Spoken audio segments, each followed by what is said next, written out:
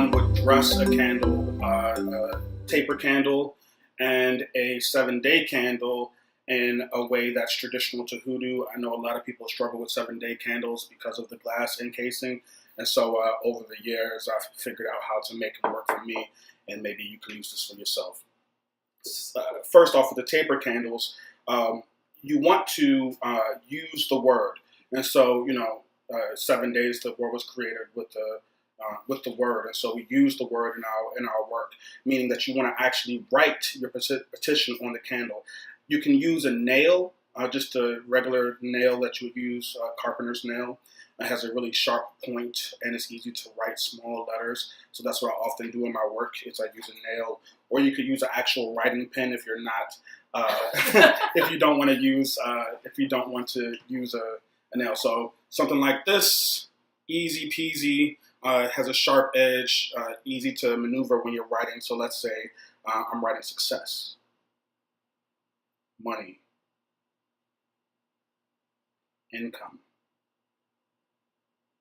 prosperity. You also want to write your name, your birth name, and your date of birth on the candle. You want it to be very specific to who you're working for. So if you're working for someone else, you want to write their name and their date of birth on the candle. You want the candle to know who it's working for and why. So after you have your candle completely written on, and I suggest writing on the entire candle until it's completely filled with words, put the work in. If you're going to ask for something, you're going to have to put the work in, cover this candle in words. I suggest writing as small as you possibly can. A part of this work is imparting a portion of yourself to the candle, and so that's why we take our time and we're very precise with the words that we write. After the words are written on your candle, go get yourself some oil.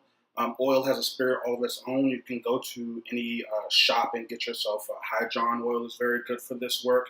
It's a good base for money drawing work.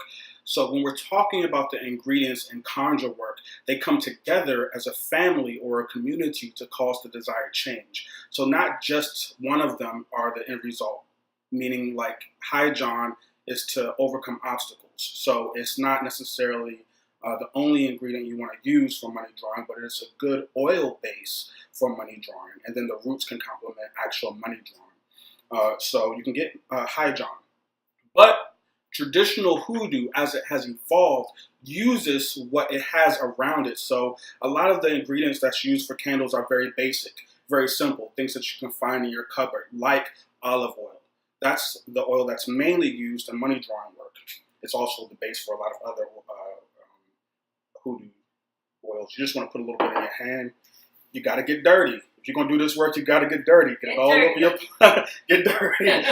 Get it all over your palms, and get that candle nice and dressed, nice and covered with that oil. One cool thing about dressing candles, after you've carved in it, the words will become more pronounced as you wipe it down in oil. Once again, the olive oil is, olives are very hardy. They're very prosperous. And so they help with money drawing. After your candle is nice and oily, have ready a root blend. This is a root blend. We're not going to talk about what roots to actually use this video. Roots are another expression of herbs, something that you'll hear more commonly in hoodoo. Are them being described as roots, and that talks about the African influence in traditional hoodoo. But we're just talking about how you do this. We're not talking about the actual roots that you use this time. We'll get into that in a later video. So spread your roots down on a flat surface, like so. Have them nice on a flat surface like this. Take your candle and just roll it in the roots. So the oil is actually going to help the roots to stick on the candle, and that's what you want. You want the roots to stick on the candle. In fact, I like my blend a little finer than this, so you can chop it as much as you like, but the finer the blend is, the more you actually get to cover the candle.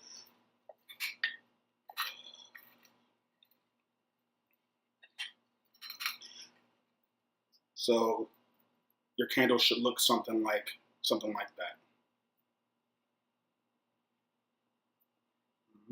Mm-hmm. So this is just a demonstration, guys. This whole process should take you up to a half an hour per candle, or 20, 30 minutes if you're really taking your time to write it, if you're really taking your time to dress it in the oil, if you're really taking your time to bless your roots, really call the power out of them. So it's a process, and you're putting in work. It's not, it shouldn't be quick, and it shouldn't be easy. It should be something that's a little tedious, just a little bit, where you're putting a little bit of your own spirit in it. A portion of your spirit's going into each candle. Okay. So would you put it on a stand, or? You could put it anywhere. You could put it on a stand. If you want to put it on a stand, as long as it's a fire-safe surface, you don't want your house to burn down. No, that's not good. Yeah, that's the opposite of money drawing. Yeah, just put it on a stand. You could put it on a plate. You could put it on the earth itself, which would be interesting for money drawing. Mm-hmm. You could just set it up like that. It doesn't matter where you put it. You want to make sure there aren't any symbols underneath, or there's no, you want to make sure your surface is clean, because that could affect the work.